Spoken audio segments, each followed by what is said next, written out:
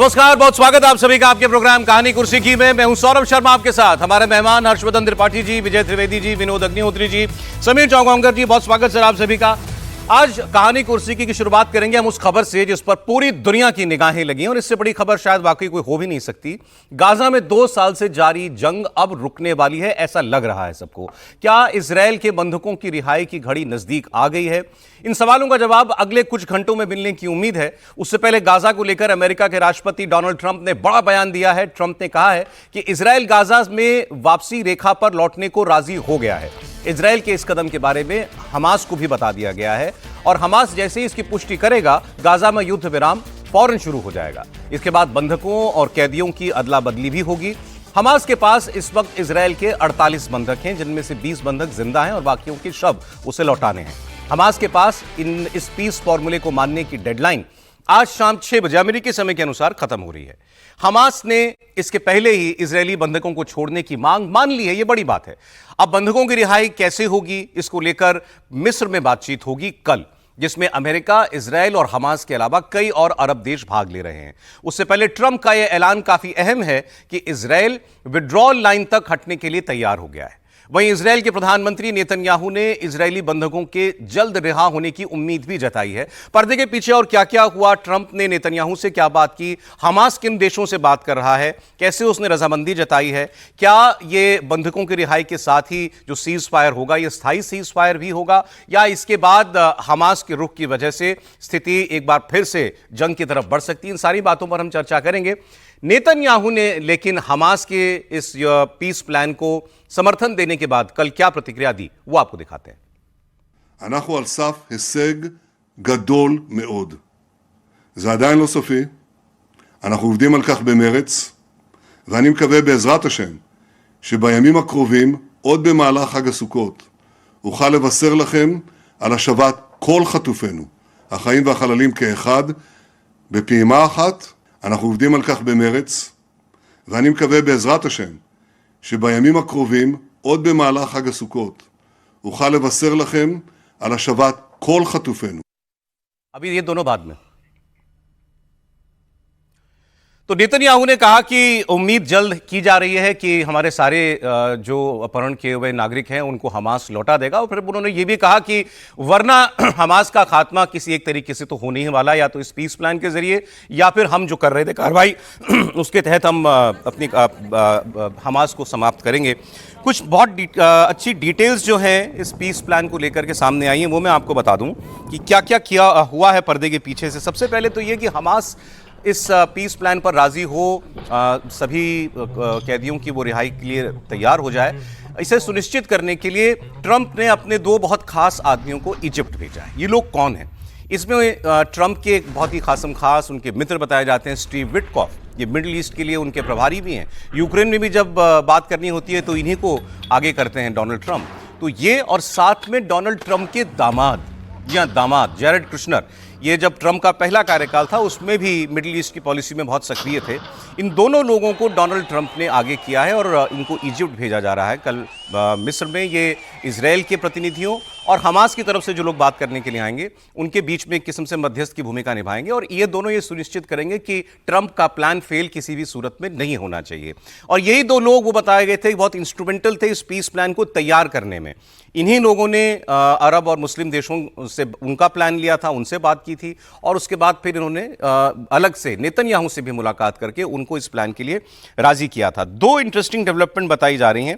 पहली तो ये कि डोनाल्ड ट्रंप ने सबसे पहले नेतन्याहू को शुक्रवार को फोन किया और उनको राजी किया कि हमास अगर इस प्लान में पर राजी हो जाता है तो आप किसी भी तरीके से इसमें रोड़ा नहीं अटकाएंगे।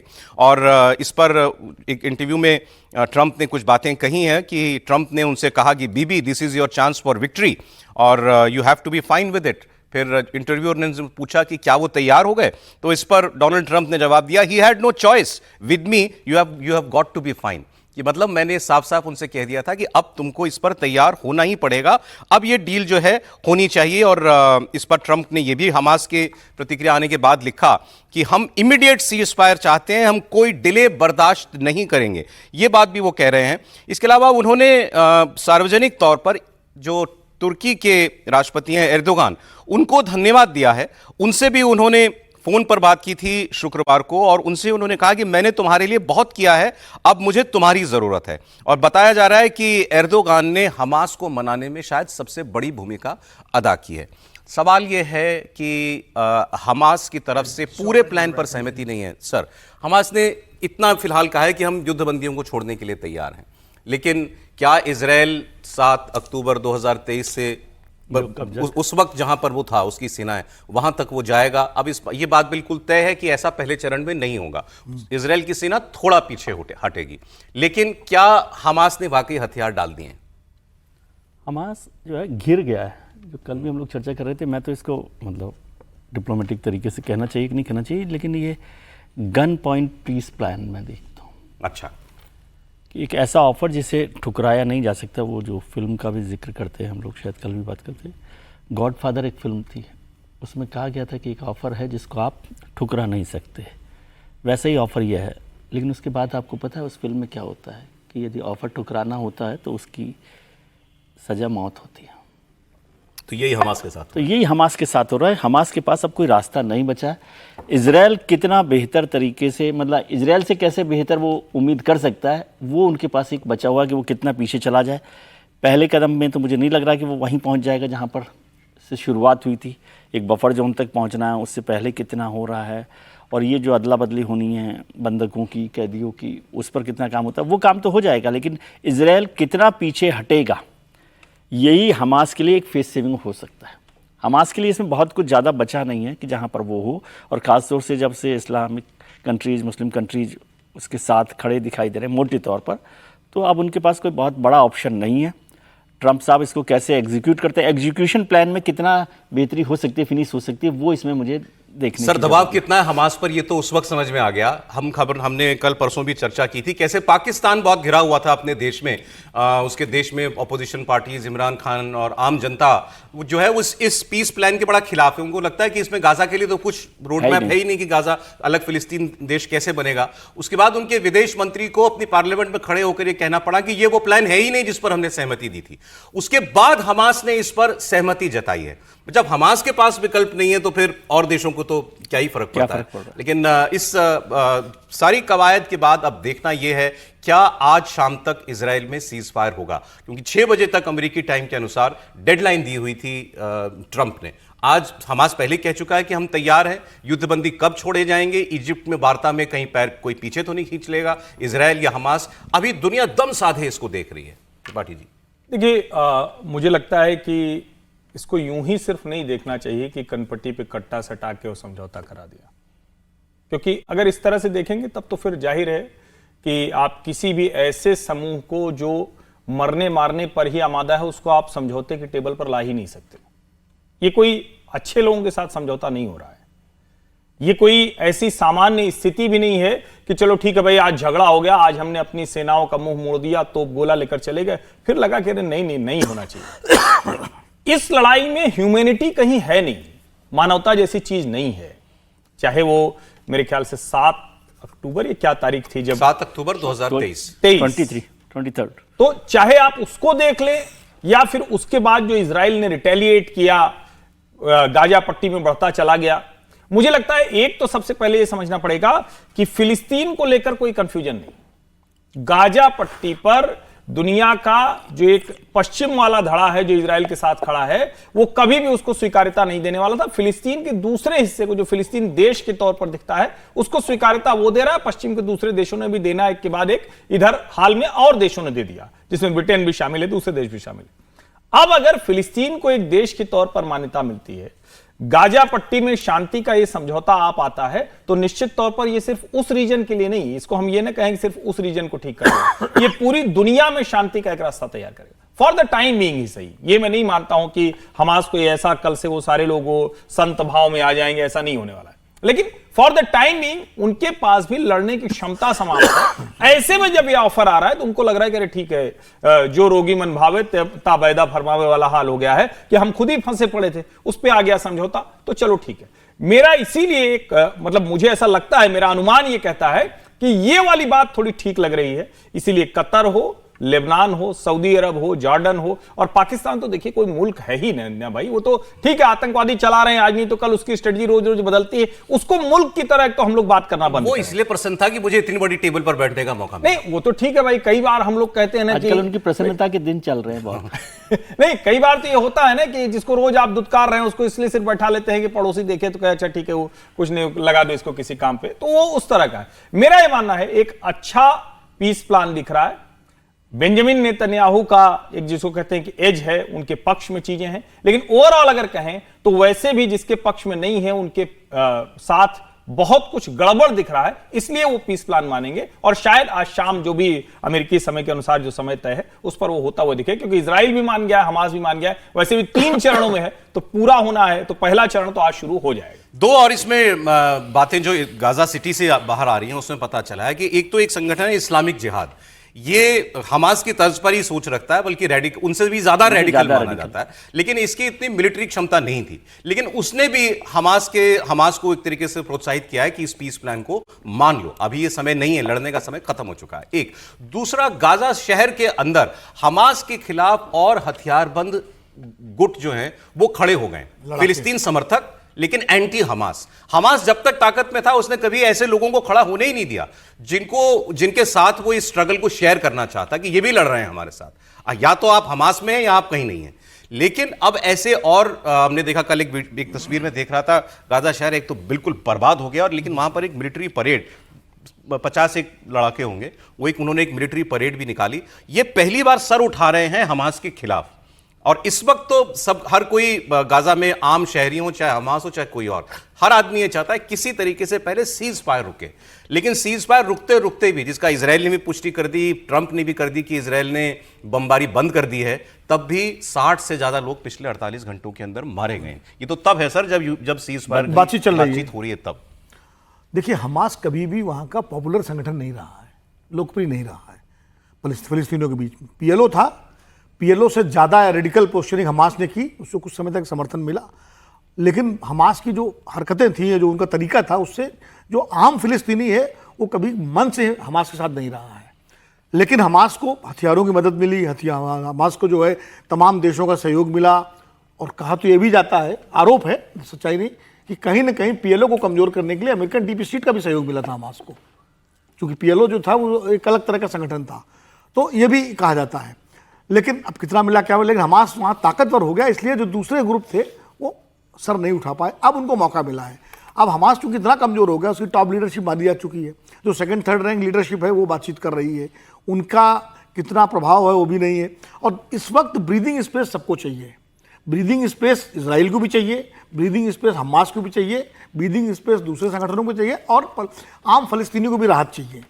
ये दबाव ऐसा है कि सिवाय इस शांति समझौते के पर अमल करने के अलावा कोई चारा किसी के पास भी नहीं है। इजराइल के भी मैं कह दूं ठीक है, आज 70,000 लोगों को आप मार चुके हो, 67,000 लोगों को, लेकिन 2 साल हो गए ना, इतनी बड़ी ताकत तुम्हारी, दुनिया तुम्हारी आर्मी का और उसका मोसाद का सबका लोहा मानती थी, लेकिन उसके बावजूद इतना लड़ना पड़ा।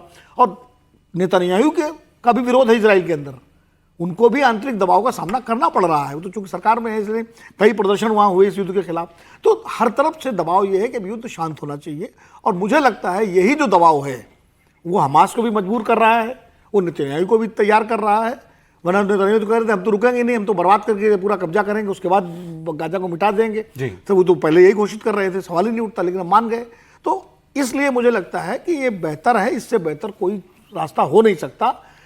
थोड़ा बहुत तो झुकना पड़ेगा, और अगर पुरानी बॉर्डर लाइन पे वापस जाता है इजराइल, चाहे 2nd फेज में जाए, जब भी जाए, तो ये एक ब्रीदिंग, ये एक फेज सेविंग हमास के लिए भी होगी। हालांकि सब लोग मान रहे हैं कि ये पीस डील जो है पूरी तरीके से इजराइल के पक्ष में ही है, क्योंकि उसको फुल विड्रॉल करना ही नहीं है अभी भी। फिर उसको एक बफर जोन भी मिलेगा गाजा शहर और इजराइल मेनलैंड के बीच में। लेकिन इसको लेकर दुनिया में और भारत में क्या हो रहा है वो भी मैं आपको बता दूं।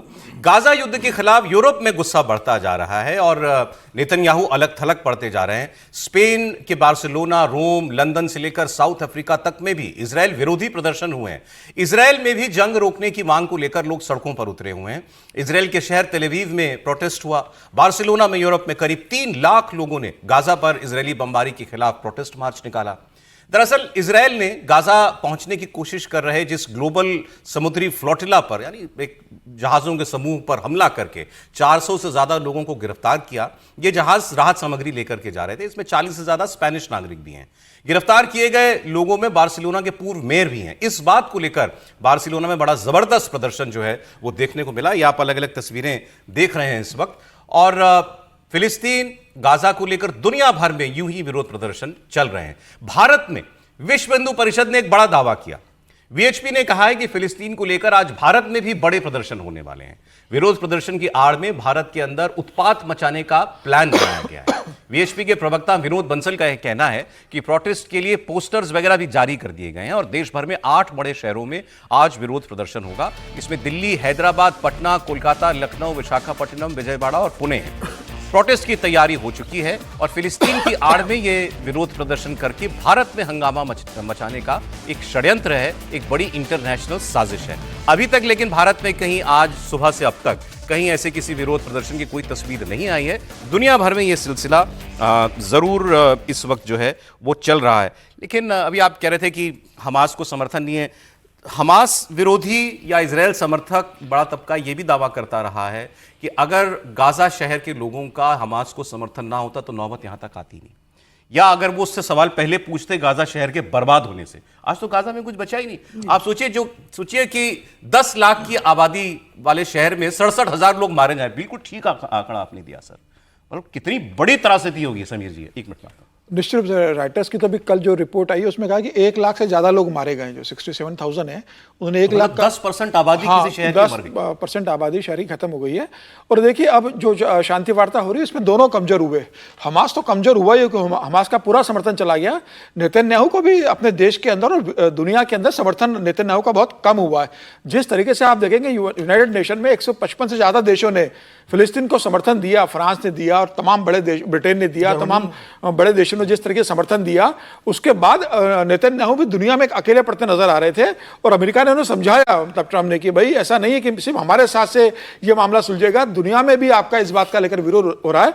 और इजराइल के अंदर भी जो नेतन्याहू तो कोई स्पष्ट बहुमत की सरकार है नहीं, गठबंधन की सरकार चला रहे, उनके 2 सहयोगी दलों ने समर्थन वापस ले लिया और कहा है कि आप देश के अंदर चुनाव करवाइए, आपकी लोकप्रियता प्रूव कीजिए। तो फिलहाल युद्ध में देश होने के कारण चुनाव नहीं करवाए जा रहे। तो नेतन्याहू के लिए भी अपने देश में घरेलू पे और इंटरनेशनल लेवल पर मुश्किल है। लेकिन हमास ने कहा भी कि नेतन्याहू वेंट टू फार, बिल्कुल आइसोलेट हो गए। बिल्कुल। और देखिए अभी तो हमास क्या करेगा? हमास तो वही करेगा जो तालिबान ने अफगानिस्तान में किया था। जब ओसामा बिन लादेन के बाद जब अमेरिका ने तालिबान को वहां से खदेड़ा तो तालिबान ने कहा था कि भाई घड़ी हमारी है, समय अभी अमेरिका का है, आने वाला हमारा समय आएगा, अभी हम अफगानिस्तान को छोड़ रहे हैं। और उसके बाद उन्होंने दुगनी ताकत से आक्रमण किया, चुनी हुई सरकार को भगाया, खुद कब्जा कर लिया। और अमेरिका तो अपने टैंक छोड़कर भाग गया अफगानिस्तान से। तब अमेरिका बचाने नहीं आया अफगान के लोगों को। तो तालिबान आज वहां शासक बन गया जिसको अमेरिका ने एक बार भगाया था। तो आज हमास वही कर रहा है। हमास को पता है कि आज हम कमजोर है, तो अभी वो सारे इनकी शर्तें मानेगा, वो नई ताकत इकट्ठी करेगा और उसके बाद फिर वापस वही करेगा जो उसकी फितरत है। आप इसको स्थायी पीस प्लान नहीं मानते? कभी नहीं होगा। हमास कभी स्थायी रूप से इजराइल को रहने नहीं देगा। और इजराइल के साथ जिस तरीके से हमास का फिलिस्तीन का संघर्ष चल रहा है, यह कभी नहीं होगा कि हमेशा स्थायी शांति रहेगी। हमास इस मौके में रहेगा कि कब हम ताकत इकट्ठा करें और वापस हम इजराइल पर हमला करें या फिलिस्तीन पर अपना कब्जा करें।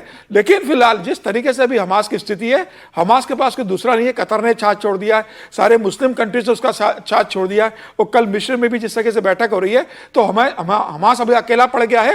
अभी मजबूरी है उसकी मजबूरी इस प्लान को समर्थन देना। सर, लेकिन जो बात आप कह रहे थे उस पर मुझे लगता है कि शायद आम सहमति ना हो कि हमास को ही तो चुन के, गाजा वाले ही तो चुन के लाए थे हमास को। नहीं, हमास को इलेक्टेड नहीं है, वो तो इलेक्टेड पैलेस्टीनियन अथॉरिटी है। गाजा में हमास का हेडक्वार्टर था, हमास का दबदबा था वहाँ पर। गाजा हमास का प्रभुत्व वाला इलाका था। इजराइल का विरोध और हमास का समर्थन दोनों अलग अलग चीज़ें हैं।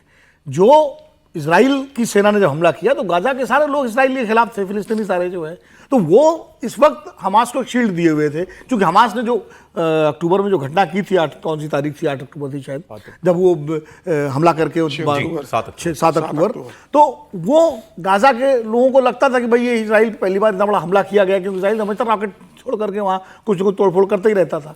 इसलिए एक फौरी तौर पर थोड़ा उसको सपोर्ट मिला था। लेकिन जो पॉपुलरिटी कभी पीएलओ की थी वो हमास कभी गेन नहीं कर पाया। इसीलिए जो पैलेस्टाइन अथॉरिटी है, आप उसका और हमास का आप देखिए, अलग चीज है ना, वो तो उसको एक इंटरनेशनल सपोर्ट, इसीलिए पीएलओ पॉपुलर संगठन था और पैलेस्टाइन अथॉरिटी भी उसी से वो होती थी। पैलेस्टाइन अथॉरिटी ने कभी भी हमास की हमें नहीं मिलाई, वो तो मजबूरी में, चूंकि उनके पास हथियारबंद दस्ता था, लड़ाके थे, मुस्लिम देशों का समर्थन था, इसलिए वो मजबूरी के उसमें उनकी त्रिपाठी जी, क्या हमास फिलिस्तीनियों का या गाजा शहर के निवासियों की पसंद नहीं थी? हुर्रियत जम्मू कश्मीर के लोगों की पसंद थी या नहीं थी? नहीं थी। वैसे आप कहेंगे ना तो चुनावी राजनीति में थे, ना कुछ थे, लेकिन अलगाववादी संगठन के नाम पे जम्मू कश्मीर में करते थे सब। पाकिस्तान में एक लश्कर तैयबा और दूसरे जो संगठन है हिजबुल मुजाहिदीन, जैश ए मोहम्मद, क्या ये सब वहां चुन के आते हैं? कोई सरकार का संगठन है? नहीं है। नॉन स्टेट एक्टर्स अंग्रेजी में एक शब्द बोला जाता है इनके लिए। इस्लामिक मुल्कों की सबसे बड़ी समस्या यह है कि वहां जो टेररिस्ट ऑर्गेनाइजेशंस होते हैं, वो जो पॉपुलर सेंटिमेंट हैं, जो डेमोक्रेटिक प्रोसेस हैं, जो चुनी हुई चीजें हैं, उसके ऊपर खड़े होते हैं। उनके ऊपर आप सवाल तक नहीं खड़ा कर सकते। ये ठीक बात है, ये बिल्कुल दुरुस्त बात है कि फिलिस्तीन के लोगों ने हमास को चुना नहीं है, हमास ने कब्जा किया, लेकिन हमास इस स्थिति में आया कैसे? आज उसकी स्थिति यह है कि फिलिस्तीनियन गवर्नमेंट से ज्यादा देश, मुस्लिम देश, उसके साथ खड़े होते हैं। कतर उनकी पूरी लीडरशिप को अपने यहां पूरे ऐशो आराम, सारी सुख सुविधा के साथ रखता है। दुनिया के सारे मुस्लिम देश फंडिंग उनको करते हैं। फिलिस्तीन में तो आपको जो भी करना है वो यूएन के रास्ते से या अलग अलग मानवाधिकार के रास्ते से या रेड क्रॉस सोसाइटी और जो भी दुनिया भर के उनके रास्ते, वहां फंडिंग का दूसरा तरीका है। इस डिफरेंस को जब तक नहीं खत्म किया जाएगा, जब तक ये नॉन स्टेट एक्टर्स पाकिस्तान से लेकर गाजा पट्टी तक काम करते रहेंगे, तब तक ये मुश्किल हमेशा रहेगी। हमास भी उन्हीं लोगों के बीच से समर्थन पाकर, उन्हीं के बीच से आतंकवादी पैदा कर खड़ा है। ये बात हमेशा में समझनी आपने भी कहा नहीं चुनाव जीता, वो आपने भी कहा इलेक्ट नहीं किया। सर नॉन स्टेट एक्टर है हमास? नहीं है सर। इन 2006 में गूगल करके बता, इन 2006 Hamas one the Palestinian legislative elections and assumed administrative control of Gaza Strip and West Bank. Election जीता है गाजा हमास। यूएन वो पूरा शहर चला रहा है, 10 लाख लोगों की आबादी को चला रहा है, वो अस्पताल, सड़कें, सैनिटेशन सब कुछ वही का कब्जा है। ये इलेक्टेड बॉडी थी सर। इलेक्टेड तो तब हुआ ना जब पहले उसने अपने को मजबूत किया, इन सारे मुस्लिम देशों का समर्थन मिला, एक नॉन स्टेट एक्टर की तरह वो एक्ट करके, और उसके बाद बंदूक के बल पर वो इलेक्ट भी हो गया। और चूंकि पीएलओ कमजोर हो गया था और गाजा के लोगों को लगा कि यही एक संगठन है जो हमारी लड़ाई लड़ रहा है, तो कई बार ऐसा होता है कि जो आतंकवादी या इस तरह के संगठन होते हैं नॉन स्टेट एक्टर, वो अपने को पॉपुलर स्ट्रीम में ले जाने के लिए इस तरह करते हैं। अच्छा, ये सवाल आज इसलिए पूछा जा रहा है कि गाजा की बर्बादी के लिए जिम्मेदार कौन है, लोग ये पूछ रहे हैं। कई लोग ये पूछते हैं क्या गाजा के लोग खुद जिम्मेदार हैं, सिर्फ हमास जिम्मेदार है? सिर्फ हमास जिम्मेदार नहीं है, लेकिन हमास मोटे तौर पर जिम्मेदार है कि जिस तरह से सारे काम हुए। और आज जिस स्थिति में पहुंच गया, अब हमास पर सवाल खड़े करने के बाद आज जहाँ हैं हमास और इजराइल, जब ऐसी स्थिति आती है, इसका मतलब क्या होता है? मोटे तौर पर मतलब यह है कि दोनों लोग कमजोर स्थिति में हैं और दोनों लोग फेस सेविंग चाहते हैं, दोनों लोग कोई रास्ता निकालना चाहते हैं कि भाई एक सम्मान के साथ कोई बात हो जाए। इजराइल भी उस लड़ाई में, यदि इजराइल उतना ही ताकतवर होता तो क्यों करने की जरूरत पड़ती है? टेबल पर बैठता ही कब है आदमी? सर वो तो ठीक है, दोनों को एग्जिट चाहिए, दोनों को लेकिन एग्जिट चाहिए। ये स्थायी शांति तब तक नहीं हो सकती जब तक हमास पूरी तरीके से, हमास को पूरी तरीके से अपने दिमाग से गाजा के लोग नहीं हटाते। कोई भी रेडिकल ऑर्गेनाइजेशन ऐसे नहीं खत्म होता ना, उसकी स्थितियां होती है, टाइम लगता है उसमें। और क्या वहां पर कोई ऐसी सरकार आती है जो उसको समर्थन करते? और जैसे आपने अभी इजराइल जिहाद का, वो इस्लामिक जिहाद की बात की थी, तो उसको भी समझिए कि कभी भी किसी को टेबल पर बैठाना हो तो पहले उसके घर में उसको कमजोर करना पड़ेगा। तो इस्लामिक जिहाद को उनके खिलाफ खड़ा करना हमास को कमजोर करने का एक तरीका है ना, क्योंकि आप जब तक घर से कमजोर नहीं करते किसी को, तब तक वो लड़ाई नहीं जीत सकते। पीएलओ कमजोर किया गया, पीएलओ को भी ऐसे ही कमजोर किया गया था। और अब जैसे तालिबान हो गया, तो आज तालिबान वाली स्थिति नहीं है हमास की वहां पर, लेकिन वो इतना जल्दी बैकआउट, और हम लोग ऐसा सोच रहे हैं कि अब जैसे घंटी बज गई और अब खेल खत्म हो गया, ऐसा तो होता नहीं। अभी बहुत सारे, जब तक फिलिस्तीन स्टेट का मसला हल नहीं होता है तब तक ये मुद्दा हल नहीं होगा। चले पहले तो सीज फायर हो, पहली शर्त तो ये है बंधक छोड़े जाएं, उसके बाद कोई बात आगे बढ़ेगी।